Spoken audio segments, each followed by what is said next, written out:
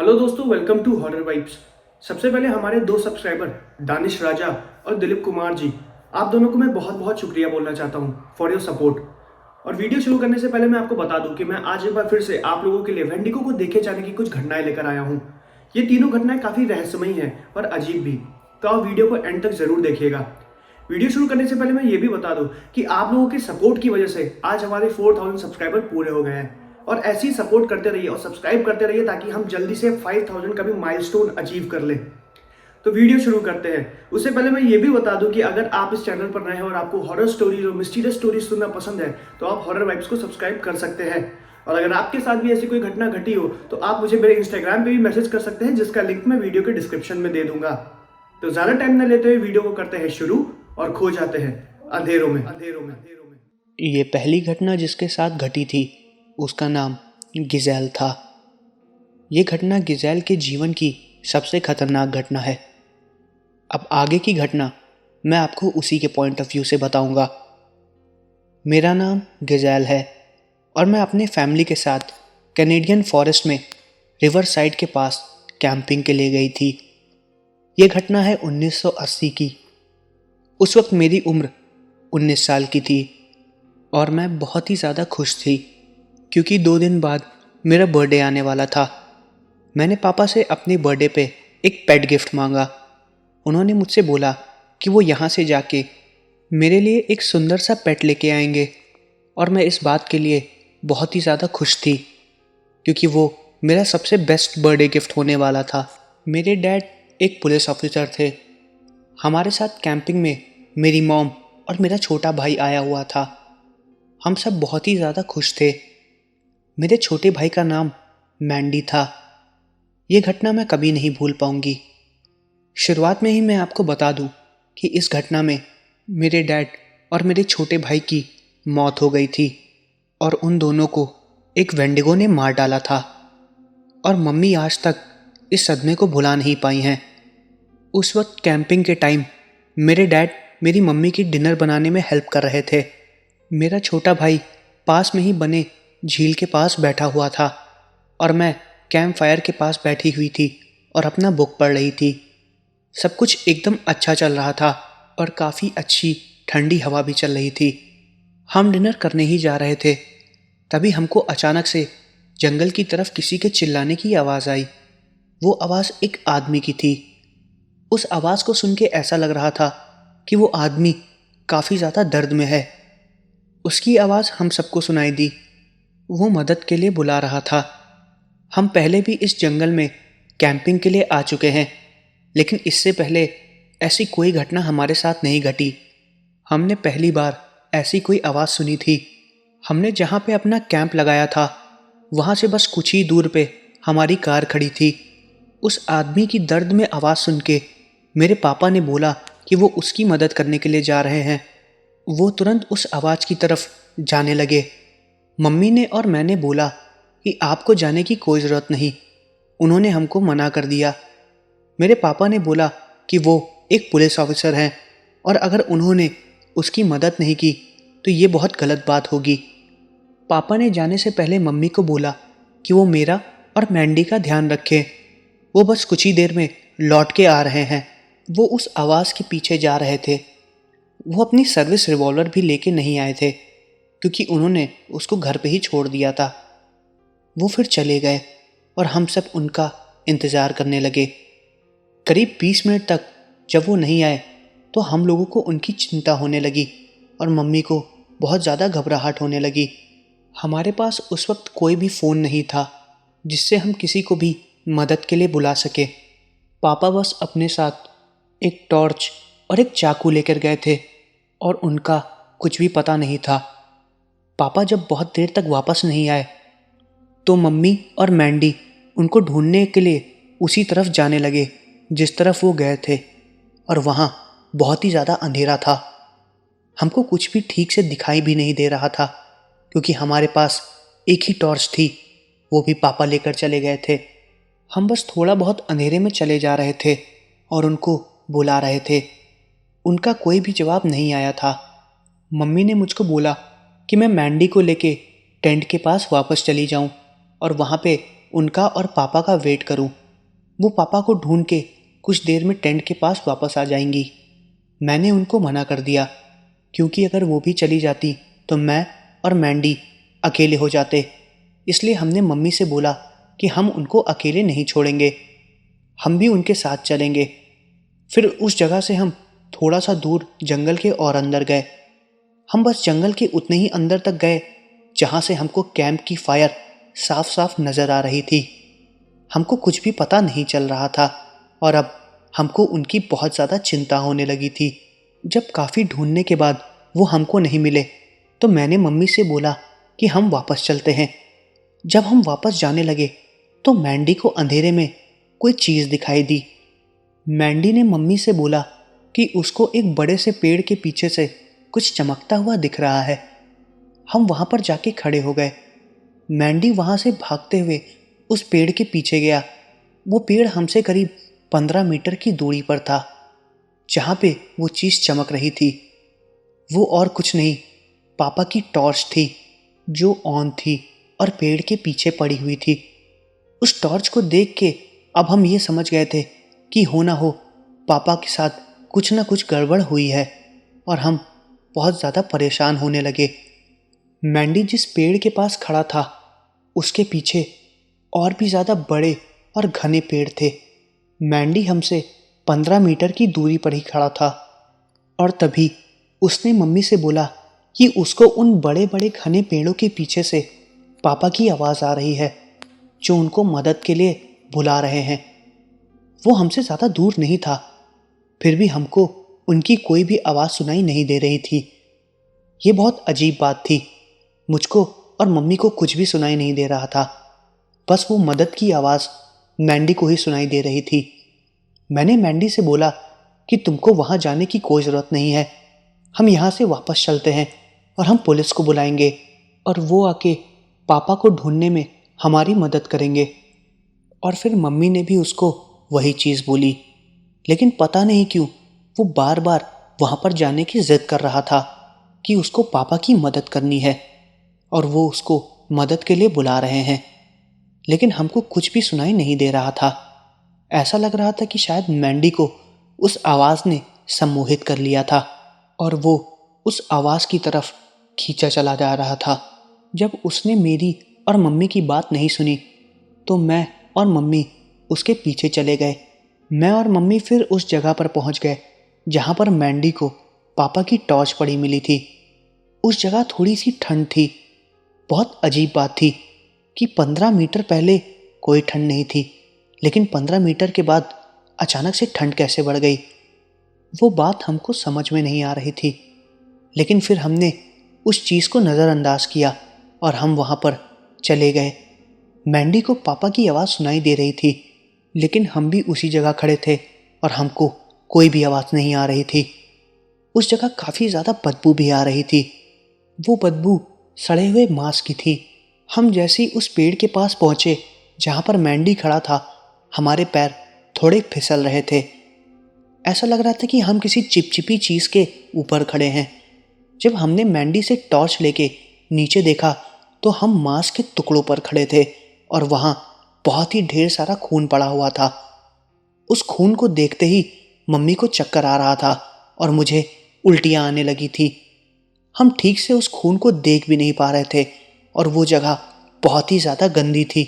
जब हमने टॉर्च से चारों तरफ देखा तो उस जगह मांस के टुकड़े और हर जगह खून फैला हुआ था। मैंने अपने आप को संभाला और मैं मम्मी को लेकर वहाँ से थोड़ा दूर हट गई और मैंडी ने मेरे हाथ से टॉर्च को छीन लिया और वो जंगल की तरफ जा रहा था। इस बार मैंने गुस्से में चिल्लाया कि मैंडी, तुम चुपचाप यहाँ वापस आ जाओ, मम्मी की तबीयत ठीक नहीं लग रही है। मेरी ये बात सुन के मैंडी चौंक गया। वो ऐसे बिहेव कर रहा था जैसे कि वो होश में आ गया हो। उसने तुरंत मम्मी को देखा और बोला कि मम्मी यहाँ पर कैसे आई। जब उसने ये बात बोली तो मैं एकदम शॉक्ड हो गई। मुझको ऐसा लग रहा था कि अभी तक हम जिस मैंडी से बात कर रहे थे वो किसी के वश में था। मम्मी को लेके मैं और मैंडी जंगल से बाहर आए और हम जैसे ही जंगल से बाहर आए हमने देखा कि हमारे टेंट के पास लगाई हुई आग बुझी हुई है और हमारे टेंट को बहुत ही बुरी तरीके से बर्बाद कर दिया गया है। हमारा सारा सामान अलग अलग पड़ा था। जब तक हमको पापा की टॉर्च नहीं मिली तब तक हमको हमारा कैंप और उसकी आग साफ साफ नजर आ रही थी, और उनके टॉर्च मिलने के बाद हमारा ध्यान हमारे कैंप से हट गया, लेकिन बस कुछ ही टाइम के लिए। इतनी जल्दी किसी ने हमारे कैंप की फायर बुझा दी थी और हमारे पूरे टेंट को बर्बाद कर दिया था। हमारे टेंट की ये हालत देख के मैं समझ गई थी कि अब हमारे साथ कुछ गलत होने वाला है और पापा अब वापस नहीं आने वाले हैं। मम्मी की तबीयत भी खराब हो रही थी। मैं और मैंडी उनको लेके कार के पास गए और उनको कार में बैठा दिया, और मैं जाके ड्राइविंग सीट पर बैठ गई। मैंडी ने मम्मी को कार में बैठा के उनके तरफ का दरवाज़ा बंद किया, और वो भी कार के अंदर बैठने ही जा रहा था। जैसे ही वो कार के अंदर बैठने वाला था, हमारे कार के पीछे से किसी अजीब से राक्षस की चिल्लाने की आवाज़ आई और मैंडी नीचे गिर गया। दरअसल उसका पैर किसी अजीब से क्रिएचर ने पकड़ के खींचा था। मैं कार से तुरंत नीचे उतरी और मैंने देखा कि मैंडी को उस अजीब से क्रिएचर ने उल्टा टांग पकड़ के लटकाया हुआ है। वो क्रिएचर करीब 10 से 11 फीट का था और उसकी आंखें बहुत बड़ी थी। उसका आधा शरीर जैसे सड़ा हुआ था। उसने मैंडी को उल्टा पकड़ा हुआ था। उसके हाथ में बड़े बड़े नाखून थे। उसने जिस हाथ से मैंडी को पकड़ा हुआ था, उसके हाथ के नाखून मैंडी के पैर के अंदर घुसे हुए थे, जिससे मैंडी का खून नीचे टपक रहा था। दर्द की वजह से मैंडी बहुत ज़्यादा चिल्ला रहा था, और उस क्रिएचर को देख के मेरे गले से आवाज़ तक नहीं निकल रही थी। मम्मी बेहोश थी, उनको कुछ भी पता नहीं था। उस क्रिएचर की चिल्लाने की आवाज़ पूरे जंगल में गूंज रही थी। उस क्रिएचर को देख के मैं भी ज़ोर से चिल्लाने लगी और मेरी आंख से आंसू निकलने लगे। जैसे ही मैं चिल्लाई, उस क्रिएचर ने मुझको देख लिया। मुझे देखते ही उसने मैंडी का पैर पकड़ के एक बड़े से पेड़ की तरफ झटके से पटक दिया और मैंडी वहीं पर मर गया। मैंने अपने पूरे जीवन में कभी भी ना ऐसे किसी क्रिएचर को देखा था, ना ही ऐसे किसी क्रिएचर का नाम सुना था। उसने जब मैंडी को पेड़ की तरफ पटका तो मैंडी के हाथ से टॉर्च फिसल के उस क्रिएचर के मुंह पे गिरी। तब मैंने पहली बार उसका मुंह देखा। उसका चेहरा एक जानवर जैसा था या एक हिरन जैसा, मुझको नहीं पता। बस मैं बहुत ही ज़्यादा डर गई थी। उसको देख के मैं तुरंत कार में जाके बैठ गई और कार को स्टार्ट किया। मेरे हाथ पैर ठीक से काम नहीं कर रहे थे। मैं अपनी कार में बैठ के बैक मिरर से उस क्रिएचर को साफ साफ देख रही थी।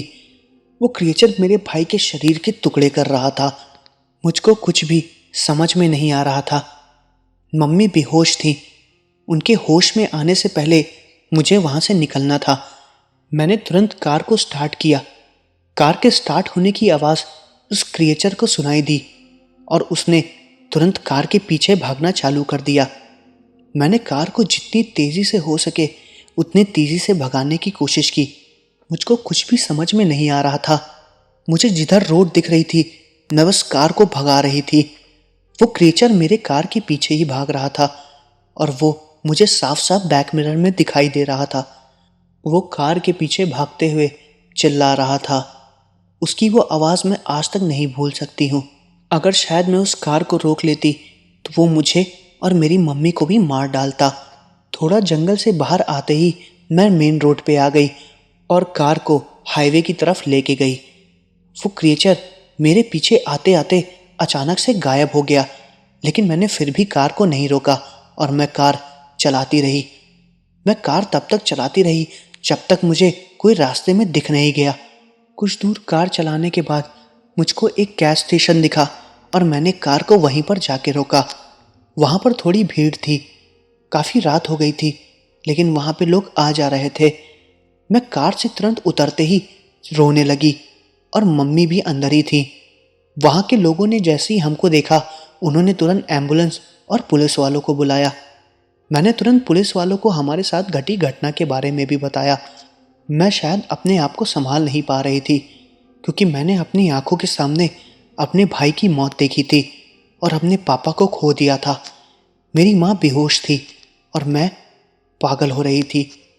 पुलिस वालों को मैं सब कुछ ठीक से बताना चाह रही थी, लेकिन मेरे गले से आवाज़ तक नहीं निकल रही थी। फिर मैंने किसी तरह अपने आप को संभाला और पुलिस वालों को सब कुछ बताया। तब तक एम्बुलेंस भी आ गई थी। एम्बुलेंस मम्मी को हॉस्पिटल ले गई और अगले दिन वो पुलिस वाले और वहाँ के एरिया के कुछ फॉरेस्ट ऑफिसर उसी जगह पर मेरे पापा और मेरे भाई को ढूंढने गए। उनको वहाँ पर कुछ भी नहीं मिला। उन्होंने वहाँ तक करीब 3 से 4 दिन तक छानबीन भी की, लेकिन उनको मेरे पापा का कुछ भी पता नहीं चला। उनको बस वहाँ पर मांस के टुकड़े और खून मिले। फिर उस एरिया को पुलिस वालों ने 2 से 3 हफ्ते के लिए सील कर दिया, ताकि और कोई भी वहाँ पर जाके कैंपिंग ना कर सके, और उस एरिया की अच्छे से छानबीन की, लेकिन पुलिस वालों को कोई भी सुराग नहीं मिला। करीब 2 दिन बाद जब मम्मी की हालत थोड़ी ठीक हुई तो मैंने उनको मैंडी और पापा के बारे में बताया। मेरे बताते ही उनकी दिमागी हालत खराब हो गई। वो शायद इस सदमे को बर्दाश्त नहीं कर पाई और वो डिप्रेशन में चली गई। मैं और मेरी मम्मी अपने जीवन के इस हादसे को कभी भुला नहीं पाएंगे, क्योंकि मैंने अपना भाई और अपना पिता खोया था और मेरी मम्मी ने अपने बेटे और अपने पति को। तो ये थी पहली घटना। अब मैं आपको दूसरी घटना बताने वाला हूँ। ये दूसरी घटना घटी थी कनाडा के एक छोटे से टाउन में, जिसका नाम जैस्पर है, जो कि एल्बर्ट्रा में पड़ता है। ये घटना घटी थी एक आदमी के साथ जिसका नाम डेफिन था। डेफिन एक कंपनी के लिए काम करता था, जो कि जंगल से सूखे पेड़ों को काट के बड़ी फैक्ट्रियों में बेचा करती थी। वो कंपनियां घर के रहने के लिए सोफ़ा और लकड़ियों के बेड बनाया करते थे। अब आगे की घटना मैं आपको जैस्पर के पॉइंट ऑफ व्यू से बताऊंगा। मेरा नाम जैस्पर है और मैं एक कंपनी के लिए काम करता हूँ जो लकड़ियाँ काटने का काम करती है। मेरे साथ 4 और भी लोग हैं जो हमारे साथ लकड़ियाँ काटने का काम करते हैं। वैसे तो पेड़ों को हम कुल्हाड़ी से नहीं काटते हैं। हमारे पास एक मशीन की आरी होती है जिससे हम पेड़ को जल्दी जल्दी काट देते हैं। लेकिन एक दिन हमारे पास काम बहुत ज़्यादा था। हम 5 से 6 बजे तक अपना काम ख़त्म कर लेते हैं, क्योंकि 6 बजे के बाद विजिबिलिटी थोड़ी कम हो जाती है, जिसकी वजह से पेड़ों को काटना थोड़ा मुश्किल हो जाता है। लेकिन एक दिन हमको 10 पुराने सूखे पेड़ काटने थे। वो महीना मई या जून का था। हमने 7 पेड़ों को मशीन की आरी से काट दिया था और हम 8वें पेड़ को काटना शुरू कर चुके थे। जब हम 8वें पेड़ को काट रहे थे, उसी के बीच में आरी खराब हो गई, जिसकी वजह से हमारा काम रुक गया। लेकिन हमको उन सारे पेड़ों को आज ही काटना था, क्योंकि उन्हें जल्दी से फैक्ट्री ले जाना था। इसलिए हमने कुल्हाड़ी से पेड़ों को काटना चालू कर दिया। हम पेड़ों को ऊपर से नीचे की तरफ काटते हुए आते थे। लगभग सारे पेड़ कट चुके थे और आखिरी पेड़ बचा था, जिसको मैं और मेरा एक दोस्त जैक काट रहा था। हमारे बाकी के दोस्त जा चुके थे। मैं और जैक उस पेड़ को काट रहे थे, जिसके लिए हमको 1 घंटा एक्स्ट्रा लग गया। हम उस वक्त थोड़ा देर से निकले। हमारा काम थोड़ा रिस्की है, इसलिए हम प्रॉपर सेफ्टी केबल यूज़ करके उस पेड़ को काट रहे थे, जिसकी वजह से हमको थोड़ा समय लग गया। उस वक्त थोड़ा अंधेरा होने वाला था। हम अपना काम ख़त्म करके तुरंत उस जगह से बाहर निकले। हमको वहाँ से निकलते हुए 7 बज चुके थे। हमारी बाकी के सब दोस्त जा चुके थे और मैं और जैकी अपने घर की तरफ जा रहे थे, जहाँ पर हम काम करते हैं। वहाँ से हमारा घर थोड़ी सी दूरी पर ही था। जैक मुझको अक्सर काम के बाद मेरे घर छोड़ देता था। उसके पास एक छोटा सा मिनी ट्रक था जिसमें हम लोग घर जाया करते थे। मैंने और जैक ने अपनी दोनों कुल्हाड़ियाँ उसके ट्रक के पीछे वाले हिस्से में डाल दी। जैक ट्रक को चला रहा था और मैं उसके बगल में बैठा हुआ था। रास्ता थोड़ा ख़राब था। जैक अपने ट्रक को काफ़ी ज़्यादा तेज़ी से चला रहा था। मैंने जैक को मना किया कि वो ट्रक को धीमे चलाए। उसने बोला कि उसकी छोटी बेटी का आज बर्थडे है और वो लेट नहीं होना चाहता है। वो गुस्से में ट्रक को चलाते हुए बोल रहा था कि अगर वो आरी आज ख़राब ना होती तो उसका काम जल्दी ख़त्म हो जाता और वो अपने घर जल्दी चला जाता। वो ये बात मुझको बता ही रहा था कि तभी हमारे ट्रक से कोई चीज़ बहुत ज़ोर से टकराई, जिसकी वजह से हमारा ट्रक थोड़ा डिसबैलेंस हो गया था। वो जो भी चीज़ थी जैक के ट्रक के आगे वाले बोनट पे लड़ी, जिससे उसकी एक हेडलाइट टूट गई और वो चीज़ हमारे ट्रक से करीब 20 फीट दूर जाके गिरी। वो काफ़ी बड़ी चीज़ थी। वो चीज़ रोड के साइड पर जाके गिरी। जैक ने तुरंत ट्रक को रोक दिया और अपने ट्रक से नीचे उतरा। मैं भी बहुत हैरान हो गया था कि अचानक से अंधेरे में ऐसी क्या चीज़ आ गई जो जैक देख नहीं पाया। उसकी हेडलाइट टूट गई थी और उसकी एक ही हेडलाइट से आधे रोड पे उजाला हो रहा था। उसके ट्रक का आगे का बम्पर भी हल्का पिचक गया था। उसको ये देख के बहुत ही ज़्यादा गुस्सा आई। मैंने उससे बोला कि इसलिए मैं तुमसे बोल रहा था कि गाड़ी धीमे चलाओ, लेकिन तुम मेरी बात नहीं सुनते हो। जैक अपने ट्रक की हेडलाइट को देख रहा था और मैं उस जानवर को देख रहा था जो जैक के ट्रक से जोर से लड़ा और दूर जाके गिरा। मुझको तो बहुत अजीब लग रहा था। आखिर इस वक्त कोई जानवर कैसे आ सकता है? मैं ये सोच रहा था कि शायद बगल के फार्म हाउस से कोई गाय भाग के आ गई हो जो कि हमारे ट्रक से लड़ गई हो। उस वक्त थोड़ा सा अंधेरा हो गया था और मुझको कुछ भी ठीक से दिखाई नहीं दे रहा था। मैंने जैक से बोला कि हमको चल के उस जानवर को देखना चाहिए, शायद हम उसको बचा सके, क्योंकि इतनी तेजी से लड़ने के बाद मुझको नहीं लगता कि वो बचा भी होगा। जैक ने चिल्लाते हुए बोला कि मुझे उसको नहीं देखना है, उसकी वजह से मेरे ट्रक की हेडलाइट टूट गई। जैक ये बात बोल रहा था और मैं धीमे धीमे उस जानवर की तरफ जा रहा था। वो दूर ही गिरा हुआ था। मुझे अभी तक समझ में नहीं आ रहा था आखिर वो जानवर है कौन। जब मैं उसकी तरफ जा रहा था तो जैक ने मुझको चिल्ला के बुलाया कि चलो, मुझे अपनी बेटी के पास जाना है, आज उसका बर्थडे है, उस जानवर को छोड़ो। वो जानवर मुझको समझ में नहीं आया कौन था, और जब जैक ने मुझको बुलाया तो मैं भी उसके पास भाग के वापस चला गया। जब मैं उसके पास पहुंचा तो वो बहुत ही ज़्यादा गुस्से में था, इसलिए मैंने जैक से कुछ भी नहीं बोला। हम जैसे ही ट्रक में बैठने लगे वो जानवर हमारे सामने ही उठ के खड़ा हो गया, क्योंकि ट्रक की एक हेडलाइट से निकली हुई रोशनी से हमें रोड ठीक ठाक नज़र आ रही थी। जब हमने उस क्रीचर को देखा तो मुझे पता चल गया था कि वो एक वेंडिगो था। उसके वो नुकीले पंजे और लंबे दांत और मुंह देख के मैंने जैक को बोला कि जैक, वो एक वेंडिगो है। उसका शरीर आधा सड़ा हुआ था। जैक ने जैसे ही उसको देखा वो भी गाड़ी के अंदर बैठ गया और गाड़ी को तेज भगाने लगा। जैक के ट्रक चलाने से पहले मैं अपनी कुल्हाड़ी उसके ट्रक के पीछे से निकाल के ले आया था। ट्रक से लड़ने की वजह से शायद उस क्रीचर को थोड़ी चोट लग गई थी। वो धीरे धीरे हमारी तरफ भागते हुए आ रहा था और जैक भी अपने ट्रक को उसी की तरफ भगा रहा था। जैक जैसे ही उस क्रीचर के पास पहुंचा वो मेरी साइड पर ही था। उसने अपने नुकीले पंजों से मेरी तरफ के कांच पे हाथ मारा, जिससे कांच टूट गया। जैसे ही ट्रक उससे थोड़ा सा आगे निकला मैंने अपनी हाथ में पकड़ी हुई कुल्हाड़ी को उस क्रिएचर की तरफ फेंका, जो कि अंधेरे में कहीं और जाके गिरा और हम लोग उससे काफ़ी ज़्यादा आगे आ गए। जब हम उसके आगे आ गए तो वो क्रीचर बहुत ही ज़्यादा ज़ोर से चिल्लाया, जिसकी आवाज़ मैंने और जैक हम दोनों ने सुनी। उस वक्त काफ़ी अंधेरा हो गया था और हमको ये भी नहीं पता कि वो क्रिएचर हमारे पीछे आ रहा था या नहीं, लेकिन जैक ने ट्रक को बिल्कुल भी नहीं रोका और हम वहाँ से बहुत दूर चले गए। हम उस वक्त क्या करते हमको बिल्कुल भी समझ में नहीं आ रहा था। जैक अपने घर भी नहीं गया क्योंकि उसको ये लग रहा था कि शायद वो वेंडिगो हमारा पीछा करे, जिससे उसके घर वालों को भी दिक्कत हो सकती थी।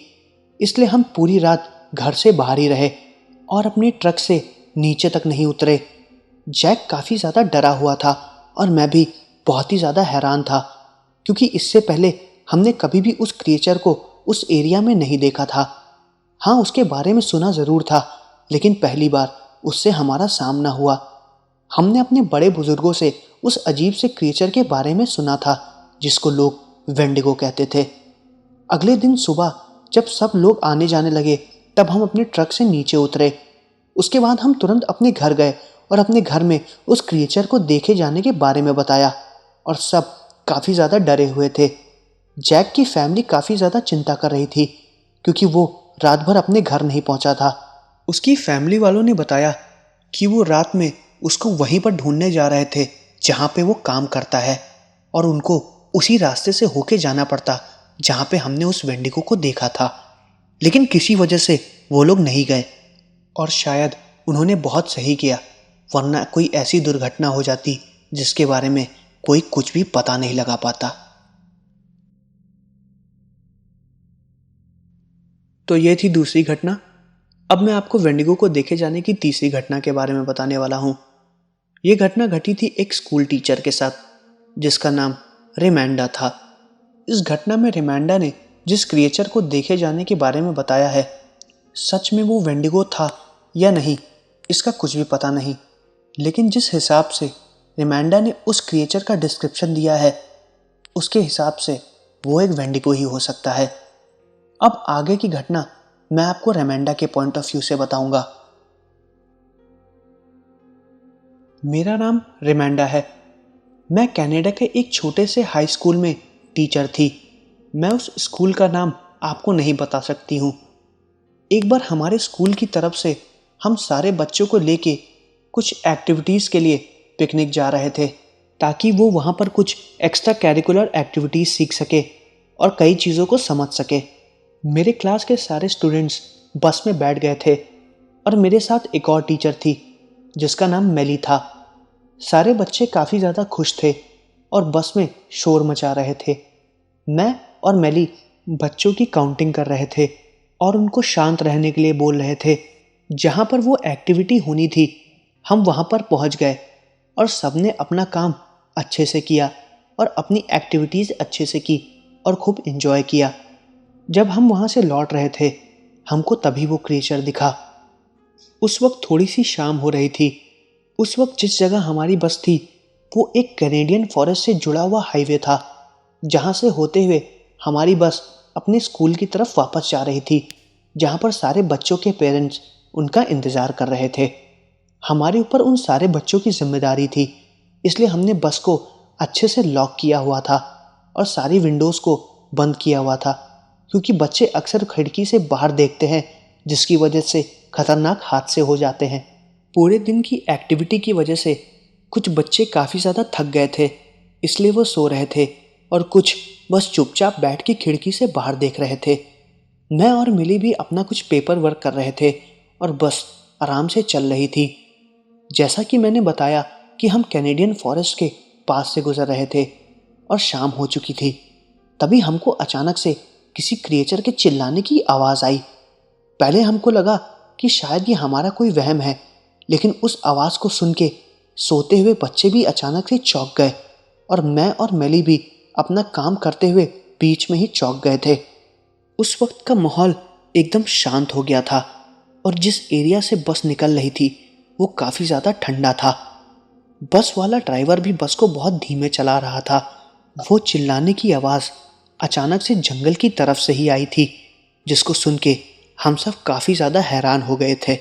हमारे बस ड्राइवर ने अपनी बस को नहीं रोका क्योंकि उसको स्कूल से स्पेशल इंस्ट्रक्शन मिले थे कि बस कहीं भी बीच में नहीं रुकेगी क्योंकि सारे बच्चों की जिम्मेदारी हमारे ऊपर थी। बच्चे उस आवाज़ को सुन के काफ़ी ज़्यादा चौंक गए थे और डर गए थे। वो सब अपनी खिड़कियों के बाहर देख रहे थे कि आखिर इतनी ज़ोर से चिल्लाया कौन। मैं और मेली भी अपनी तरफ की खिड़की से बाहर देख रहे थे। हम जिस तरफ बैठे हुए थे उस तरफ सिर्फ कैनेडियन फॉरेस्ट था। मैंने और मेली ने देखा कि एक अजीब सा जानवर हमारी तरफ भागते हुए आ रहा है। वो ट्रक के पीछे भाग रहा था। वो पूरा जंगल अंधेरे से घिरा हुआ था। अंधेरे में मैं उस क्रिएचर को देख नहीं पाई, लेकिन जब वो क्रिएचर भागते हुए हमारी बस के थोड़े से पास आया तो बस के अंदर की हल्की सी लाइट उस क्रिएचर के ऊपर पड़ रही थी, जिसकी वजह से मैंने पहली बार उस क्रिएचर को देखा। उसका मुंह हिरन जैसा था, लेकिन उसका शरीर काफ़ी ज़्यादा लंबा था। वो अपने चारों पैरों पर भागते हुए बस को पकड़ने की कोशिश कर रहा था। मैली भागते हुए ड्राइवर के पास गई और उससे गाड़ी तेज चलाने को बोला। बच्चों की हाइट थोड़ी छोटी थी, इसलिए वो ठीक से उस क्रिएचर को देख नहीं पाए, लेकिन मैंने और मेली ने उस क्रिएचर को देखा। जब वो भागते हुए हमारे बस के थोड़ी पास आया तो हमें हल्की सी मांस की बदबू आने लगी, जो कि शायद उसी क्रिएचर के पास से आ रही थी। मैंने और मेली ने अपने पूरे जीवन में ऐसे किसी क्रिएचर को नहीं देखा था। शायद मेरे और मेली के अलावा उसको कोई देख भी नहीं पाया था। तभी बच्चे हमसे पूछने लगे आखिर वो कौन है। बच्चे डर न जाएं इसलिए हमने उनको कुछ भी नहीं बताया और बस वाले ने बस को और तेज चलाया। जब वो बस जा रही थी, धीरे धीरे वो क्रिएचर भागते हुए जंगल के अंदर चला गया और वहां से गायब हो गया। ये पूरा हादसा करीब 40 से 50 सेकंड का ही था, लेकिन इस पूरे हादसे की वजह से मैं बहुत ज़्यादा डर गई थी और बच्चे भी काफ़ी ज़्यादा डरे हुए लग रहे थे। बस के ड्राइवर ने बस को डायरेक्ट स्कूल पे ही रोका, जहाँ सारे बच्चों के पेरेंट्स उनका इंतज़ार कर रहे थे। हमने उस क्रिएचर के बारे में किसी को भी नहीं बताया और न ही कॉलेज मैनेजमेंट को इन्फॉर्म किया, क्योंकि मेरे और मेली के अलावा उसको किसी ने भी नहीं देखा था और शायद वो हमारी बात पर विश्वास भी नहीं करते और बच्चों में एक अजीब तरीके का डर भी पैदा होता। इसलिए हमने इसके बारे में किसी से कोई भी जिक्र नहीं किया और ऐसे किसी क्रिएचर को हमने अपने पूरे जीवन में फिर कभी भी नहीं देखा। तो ये थी वेंडिगो को देखे जाने की कुछ घटनाएं। मैं आशा करता हूं कि आपको वीडियो पसंद आई होगी। अगर आपको वीडियो पसंद आई है तो चैनल को सब्सक्राइब, वीडियो को लाइक जरूर करिएगा और मुझे कमेंट करके बताइए कि आपको वीडियो कैसी लगी और मैं अगली वीडियो किस टॉपिक पर बनाऊं। मिलते हैं अगले वीडियो में।